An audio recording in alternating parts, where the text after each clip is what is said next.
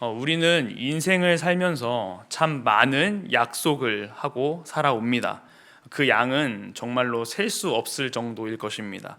또한 앞으로의 인생 속에서도 우리는 참 많은 약속들을 또한 하며 살아가게 될 것입니다. 성도 여러분들 혹시 연애를 하시면서 내가 하늘의 별도 다 따다 줄게 라는 이야기를 해보신 적이 있으신가요? 저는 아직 안 해봤습니다. 어, 혹시 이런 약속은 또 친구들 사이에서 해봤나요? 우리 우정 영원히 변치 말자. 연인 관계가 아니더라도 우리는 사랑하는 사람들과의 사이에서 참 많은 약속들을 합니다. 어느 누구도 약속을 하면서 약속은 깨라고 있는 거야 라고 말하며 거짓말로 약속을 하지는 않습니다. 진심으로 하죠. 하지만 인생을 돌아다 보면 이 영원한 약속이라는 것은 없을 뿐더러 그 약속을 지키며 살아가는 게 얼마나 힘든지도 우리는 잘 알고 있습니다. 물론 우리는 순간순간 최선을 다하겠죠. 우리의 인생 끝까지 그 약속을 사실 지킨다 한들 사실 우리의 육체가 유한하기 때문에 절대로 그 약속은 영원할 수도 없습니다. 영원한 약속을 하시는 분은 또한 지키실 수 있는 분은 오직 하나님 뿐이시죠. 하나님께서 하신 약속은 매우 간단한 단어 하나로 표현할 수 있습니다. 바로 구원입니다. 창세기부터 요한계시록까지 하나님의 말씀은 결국 메시아를 통한 구원을 이야기하고 있습니다. 물론 우리는 그분이 예수님이라는 사실을 다 알고 있죠. 하지만 예수님께서 이 땅에 성육신 하시기 전까지는 이 구약의 모든 것들은 다 예표였을 뿐입니다. 그 중에서도 가장 중요한 사건을 꼽자면 바로 출애굽 사건을 뽑을 수 있을 것입니다. 하나님의 구원 사역에 대해서 무엇보다도 잘 설명해 주고 있는 사건입니다. 하나님께서 이 애굽에서 고통받는 이스라엘 백성들의 목소리를 들으시고 모세를 세우시고 그에게 이런 약속을 하셨습니다. 출애굽기 3장 9절에서 10절 말씀인데요. 함께 읽어보겠습니다. 시작. 이제 가라. 이스라엘 자손의 부르짖음이 내게 달하고 애굽 사람이 그들을 괴롭히는 학대도 내가 보았으니 이제 내가 너를 바로에게 보내어 너에게 내 백성 이스라엘 자손을 애굽에서 인도하여 내게 하리라. 아멘. 그들을 애굽에서의 고통에서부터 건져줄 것이다의 정도의 약속만 하신 것이 아닙니다. 이 앞구절 8절도 보면요, 제가 읽어드릴게요. 내가 내려가서 그들을 애굽인의 손에서 건져내고 그들을 그 땅에서 인도하여 아름답고 광대한 땅, 젖과 꿀이 흐르는 땅, 곧 가나안 족속, 헷 족속, 아모리 족속, 브리스 족속, 히위 족속, 여부스 족속의 지방에 데려가려 하노라. 아멘. 그러니까 애굽에서 떠나서 정처 없이 살게 하겠다라고 말씀하시는 것이 아니라 가나안 땅을 약속하셨습니다. 성경의 기본적 가르침에 의하면 이 땅이라는 것은 매우 중요한 의미를 가지는데요. 땅은 본질적으로 하나님과의 계약 관계 속에서 선물로 주어지는 것을 의미합니다. 그렇지만 선물로 주어진 이 가나안 땅은 공짜로 얻을 수 있는 땅은 아니었습니다. 약속의 땅이었으며 젖과 꿀이 흐르는 땅이었지만 그곳에 이미 거주하고 있는 가나안 주민들을 몰아냈어야 됐죠. 싸우고 쟁취했어야 합니다. 하지만 여러분들도 다 알다시피 이야기는 긍정적으로 흘러가지 않습니다. 가나안 땅에 들어가기까지 반항하고 배반합니다. 신명기는 그런 광야 생활을 다 마치고 이 가나안 땅으로 들어가기 바로 직전 이 모세의 마지막 설교를 담고 있는데요. 특히 1장부터 4장까지는 역사를 회고하는 내용입니다. 먼저 신명기 1장 2절을 한번 볼까요? 같이 한번 읽어보겠습니다. 시작. 호렙산에서 세일산을 지나 가데스 바네아까지 10하루길이었더라. 아멘. 그런데 1장 3절 앞부분을 보면요, 40째 해 11째 달, 그 달 첫째 날에 모세가 말한다라고 기록합니다. 여러분들 다 알고 있는 사실이죠. 원래라면 10하루길 되는 거리를 이 40년의 시간 동안 방황했다라는 것입니다. 이스라엘의 반역 때문이었죠. 그 반역이 무엇이었는지 기억하시나요? 바로 12정탐꾼을 이 가나안 땅에서 정탐하게끔 만들었고 이 보고를 듣잖아요. 그때 이스라엘 반응이 어땠습니까? 모세는 그때 일을 간략히 요약하는데요. 신명기 1장 25절에서 26절 함께 읽겠습니다. 시작. 그 땅의 열매를 손에 가지고 우리에게로 돌아와서 우리에게 말하여 이르되 우리의 하나님 여호와께서 우리에게 주시는 땅이 좋더라 하였느니라.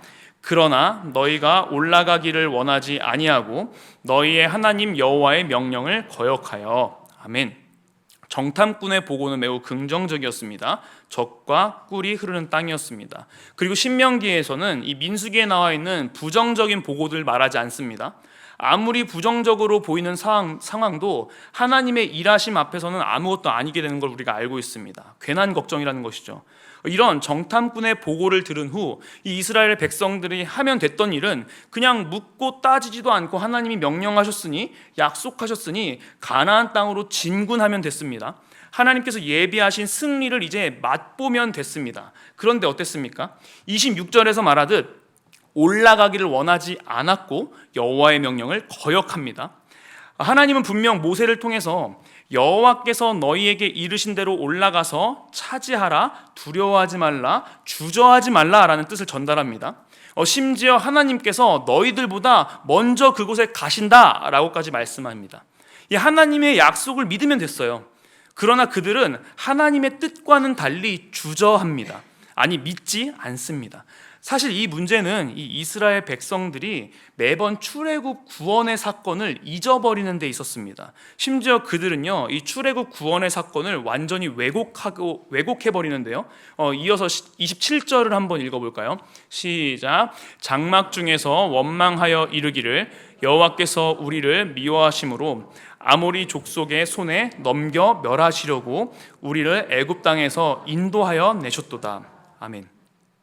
애굽 땅에서 이스라엘 백성들을 인도해낸 이유가 멸하기 위함이다 라고 말합니다. 그것이었나요? 아닙니다. 애굽에서 그들이 고통받아서 부르짖는 목소리를 하나님께서 들으셨습니다. 구원하고자 하심이었지 죽이고자 하심이 전혀 아니었던 것이죠. 하나님의 의도 자체를 왜곡해버립니다. 그들의 말처럼 정말 하나님께서 그들을 죽이고 싶으셨다면 굳이 애굽으로 이끌어낼 필요가 있었을까요? 애굽에서 죽게 만들었으면 됐죠. 평생 노예로 살다가 민족성을 잃어버리고 고통받다가 점차 이방 민족에 융합되어 버리게 만들었다면 굳이 꺼낼 필요가 없었을 것입니다. 하지만 그렇게 놔두지 않으셨죠. 애굽에 10가지 재앙을 일으키셨습니다. 패스오버라는 이 유월절 의미를 또한 부여하셨죠. 하나님께서 앞으로 어린 양으로서 메시아로서 당신의 선택된 백성을 향하여 한 사람을 보낼 것이다. 이 구원 계획을 미리 예표하기까지 했습니다. 그뿐이었나요?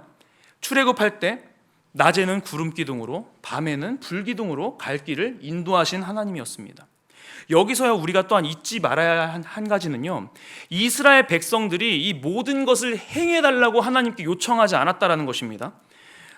출애굽기 말씀 한 구절 더 볼까요? 24절 25절인데요 같이 한번 읽어보겠습니다. 시작. 하나님이 그들의 고통 소리를 들으시고 하나님이 아브라함과 이삭과 야곱에게 세운 그의 언약을 기억하사 하나님이 이스라엘 자손을 돌보셨고 하나님이 그들을 기억하셨더라. 아멘. 이스라엘 백성들은요, 그 당시 애굽에서 받았던 고통, 이 고된 노동을 통하여서 탄식하고 부르짖었을 뿐입니다. 어떤 내용으로 부르짖었는지는 기록하지도 않습니다. 그것에 대한 하나님의 반응은요, 그의 언약을 기억함이었습니다. 이스라엘 백성들에게 무엇을 요구하지도 않으셨습니다. 또한 출애굽 기사에서 이스라엘 백성들이 하나님께 10가지 재앙들을 요구한 것이 아닙니다. 구름 기둥과 불 기둥도 요구한 적이 없습니다. 그 모든 것은 하나님께서 언약의 말씀 그대로 그 하나를 이루시기 위해서 하나님께서 선택하신 방법이셨고 하나님께서 일하시는 방법이었을 뿐입니다. 그러니까 이스라엘 백성들은 단지 부르짖었을 뿐이지만 말도 안 되는 이 놀라운 기적들을 경험했던 것입니다. 그런데 이 모든 것에 대해서 우리를 죽이기 위해서 애굽 땅으로부터 인도해 내셨다라고 말하는 것은 반역 그 자체인 것이죠. 그리고 오늘 본문에 나오진 않았지만 이 민수기 본문에서는 백성들이 더욱 심각한 말을 합니다. 민수기 14장 4절 말씀인데요, 제가 읽어드릴게요. 이에 서로 말하되 우리가 한 지휘관을 세우고 애굽으로 돌아가자 하매. 아멘. 하나님께서 그들을 구원하기 위해 세운 이 모세라는 이 사람조차 인정하지 않습니다. 애굽에서 종살이했던 그 삶이 얼마나 어려웠고 자신들이 얼마나 부르짖었는지도 있습니다. 오히려 애굽에서 죽었거나 광야에서 죽었으면 좋았을 것을 이라고 말하는 그들이었습니다. 이 출애굽의 구원의 기쁨을 완전하게 잊어버린 것입니다. 결국 그들이 듣게 된 것이 무엇이었습니까? 신명기 1장 35절 함께 읽어볼까요? 시작. 이 악한 세대의 사람들 중에는 내가 그들의 조상에게 주기로 맹세한 좋은 땅을 볼 자가 하나도 없으리라. 아멘. 그들이 듣게 된 하나님의 선포는요, 이전에 들었던 것과는 완전히 반대되는 맹세였습니다. 내가 조상에게 맹세했던 이 좋은 땅을 볼 자가 하나도 없으리라. 가나안 땅을 선물로 주셨고 하나님께서 이미 앞서 가심으로 이스라엘 백성들에게 하나님께서 올라가라, 차지하라, 주저하지 말라라는 명령에 순종했으면 됐을 거예요. 그렇다면 하나님께서 조상들에게 명령하셨던, 맹세하셨던 이 좋은 땅을 얻게 되었을 것이에요. 하지만 그 모든 하나님의 뜻을 거역하며 하나님의 구원 계획까지 오해하고 변질시켰던 자들에게 내려졌던 하나님의 맹세는 약속의 땅을 보지 못함이었으며 40년 광야의 생활 속에서의 죽음이었습니다. 여러분들이 이러한 하나님의 말씀을 들었다고 생각해 보세요. 어떻게 반응하시겠습니까? 다시 우리들이 했던 그 죄성들을 되돌아보지 않겠습니까? 다시 한번 하나님께 돌아가려고 어떻게든 회개하지 않겠습니까? 하나님께 돌아가려고 하지 않겠습니까? 당연히 우린 그럴 것입니다. 어떻게든 그런 말씀을 듣는다면 제발 우리를 불쌍히 여겨달라고, 붙들어 달라고, 더 이상 동일한 죄에 빠지지 않게 해달라고 우리의 모든 것을 찢으며 애통해하며 하나님께로 나아갈 것입니다. 주님, 뜻을 돌이켜 주시옵소서라고 부르짖을 것입니다. 실제로 여러분들이 성경 이야기 속에서 보면 하나님께 전심으로 회개하는 자들에게 심판을 내리지 않으십니다. 하나님은 영혼 구원을 위한 일이라면 뜻을 돌이키셨습니다. 우리가 이해할 수 없을 정도로 하나님은 엄청나게 놀랍도록 긍휼하신 분이십니다. 너무나 잘 알고 있는 요나의 말씀이 그렇지 않습니까? 하나님께서 요나에게 하신 말씀은 아수르 니느웨의 악독이 하나님께 상달되었다라고 말합니다. 그런데 그 말씀을 전하기 싫었죠. 그래서 다시스로 도망갔습니다. 아마 요나는요, 하나님께 회개하며 돌아오는 자를 살리실 것에 대한 그 믿음이 있었던 것 같습니다. 그런데 이방 나라에 대해서 회개를 선포하라니 열받았을 거예요. 그러니까 도망갔던 거죠. 중간 이야기는 지나치고요. 여차여차해서 물고기 뱃속에도 들어갔다 나오고 니느웨에 도착합니다. 요나는 사흘길을 걸어야 하는 그 큰 성읍이었던 이 니느웨를요, 단 하루만 돕니다. 그리고 선포하죠. 그에 대한 이방 왕의 반응은 무엇이었습니까? 공표를 하죠. 다 베옷을 입고 모든 사람들과 모든 짐승들 모두 베옷을 입고 금식하라. 하나님께 전심으로 부르짖으라 선포합니다. 그들이 하나님을 믿음해라고 말합니다. 그것에 대한 하나님의 반응은 무엇이었습니까? 진멸이었나요? 아닙니다. 요나 3장 10절 말씀 같이 읽어볼까요? 시작. 하나님이 그들이 행한 것 곧 그 악한 길에서 돌이켜 떠난 것을 보시고 하나님이 뜻을 돌이키사 그들에게 내리리라고 말씀하신 재앙을 내리지 아니하시니라. 아멘. 이방인이었던 그들, 악독이 하늘에 닿았다라고 표현할 만큼 하나님을 알지 못했던 그들이 악한 길에서 돌이켜 떠난 것을 보시사 하나님을 믿으니 하나님께서 뜻을 돌이켜서 재앙을 내리지 않으셨습니다. 이방인도 이렇게 하셨는데 하나님께서 선택했던 이스라엘 백성들이 회개한다면 말씀대로 정말 진멸하셨을 걸까요? 발음이 안 되네요. 아니라고 생각됩니다. 그런데 이런 이스라엘 백성들의 반응은요, 전심으로 회개하며 하나님께 돌아오는 일이 아니었습니다. 41절 같이 한번 읽어볼까요? 시작. 너희가 대답하여 내게 이르기를 우리가 여호와께 범죄하였사오니 우리 하나님께서 우리에게 명령하신 대로 우리가 올라가서 싸우리라 하고 너희가 각각 무기를 가지고 경솔히 산지로 올라가려 할 때에. 아멘. 하나님의 이 진멸의 맹세를 듣자마자 보인 반응은요, 주님 잠시만요, 저희가 죄를 지었네요. 주님이 명령하신 대로 저희가 올라가서 싸울게요. 였습니다. 죄를 깨달았나요? 네, 깨달았습니다. 그렇다면 회개가 있었나요? 아니요, 회개는 없었습니다. 여전히 그들은 이 상황에서 어떻게 하는 것이 좋은지 스스로 판단하고 있습니다.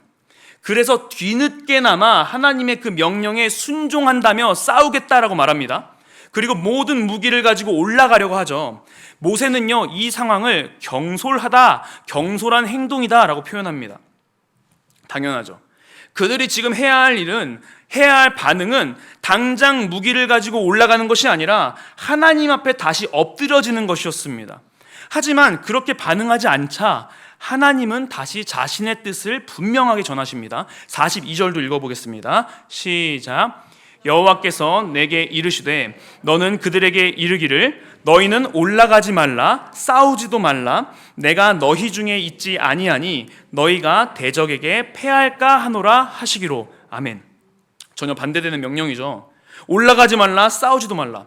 근데 그 다음은 더욱 무서운 말씀입니다. 내가 너희 중에 있지 아니하니 너희가 대적에게 패할까 하노라. 아멘. 하나님께서 분명히 말씀하십니다. 내가 너희들과 함께하지 않겠다라고 말씀하십니다. 이스라엘 백성들이 출애굽을 하면서 경험했던 승리들은요, 이스라엘 백성들의 위대함이나 군사력 때문이 아니었습니다. 오직 하나님께서 함께 하심으로 다른 이방 나라가 정처 없이 떠돌았던 이스라엘 백성들을 무서워했습니다. 두려워했어요. 그런데 지금 그들에게 하시는 말씀은 내가 너희와 지금 함께하지 않겠다, 너희 중에 있지 않겠다라는 선포였습니다. 아니, 이렇게까지 했으면 어떻게 해야 합니까? 당연히 엎드려야죠. 하나님 우리와 함께하여 주시옵소서. 잘못했습니다. 돌이켰어야죠. 하지만 그들은요, 자신의 경솔함을 바라보지 못했습니다. 어떻게 행동합니까? 43절 볼까요? 같이 읽어볼게요. 시작. 내가 너희에게 말하였으나 너희가 듣지 아니하고 여호와의 명령을 거역하고 거리낌 없이 산지로 올라가매. 아멘. 또 하나님의 말씀을 거역합니다. 죄를 깨달았다라고 말하지만 회개하지 않았고, 하나님께서 또다시 말씀하여 주셨지만 여전히 또한 죄를 짓습니다. 심지어 이제는 거리낌 없이 산지로 올라갑니다. 이 거리낌 없이라는 히브리어 단어 주드는요, 교만이라는 뜻입니다. 그들에게 중요한 것은 하나님의 말씀이 아니었습니다. 함께하지 않으신다고 하셨음에도 그들의 열심이 그들을 삼켰습니다. 하나님이 없이 하는 일이 그 모든 것이 교만임에도 그렇게 행동했습니다. 처음 가나안 땅을 정탐할 때의 그 신중함은 여기서 적용되지 않습니다. 결과는 무엇이겠습니까? 44절도 볼까요? 시작. 그 산지에 거주하는 아모리 족속이 너희에게 마주 나와 벌떼같이 너희를 쫓아 세일산에서 쳐서 호르마까지 이른지라. 아멘. 완전한 패배였습니다.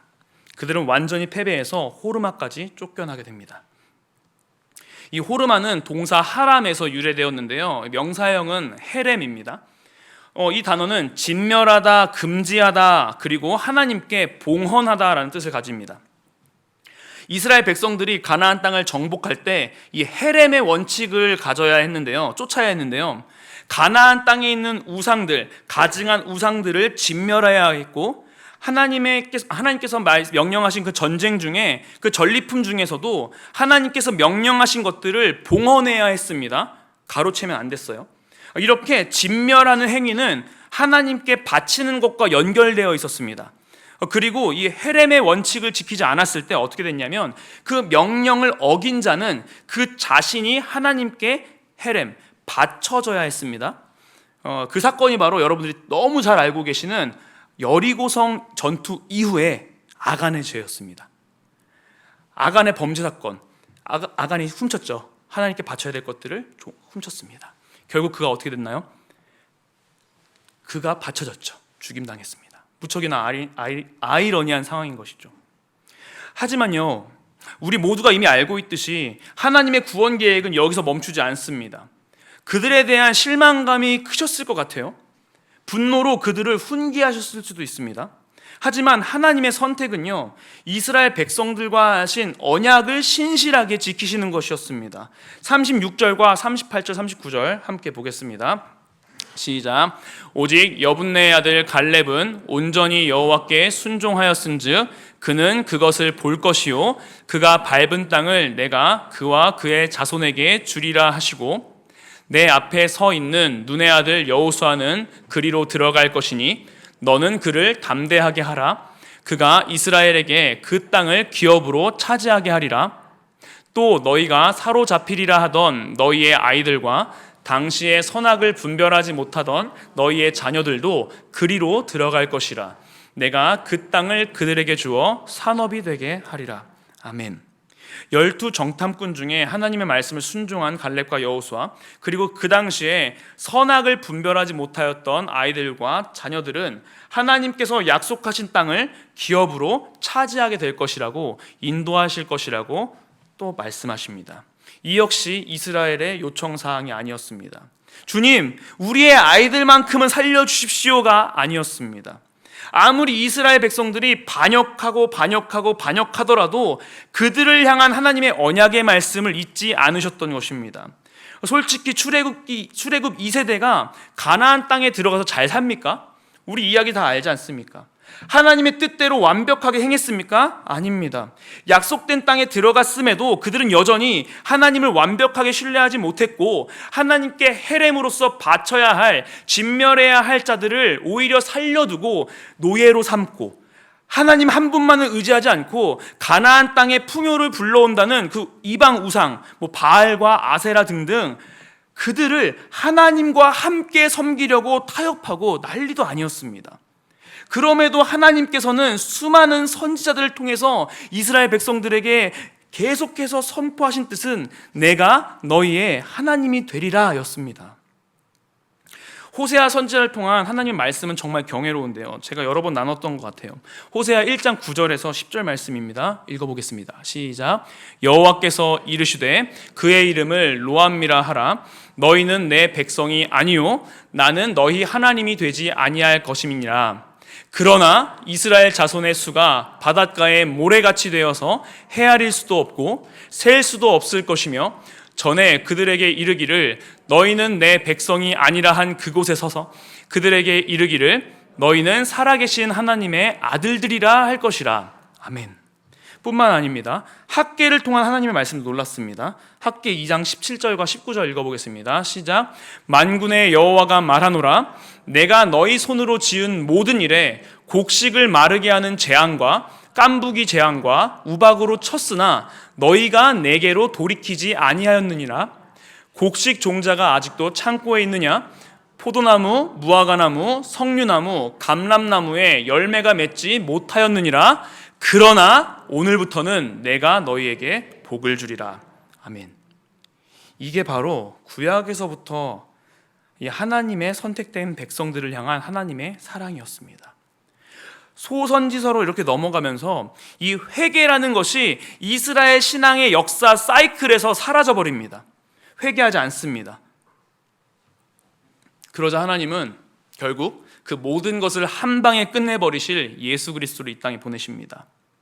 이처럼요, 하나님의 구원 약속은요 변함이 없습니다. 영원합니다. 항상 돌아서는 것은 인간일 뿐입니다.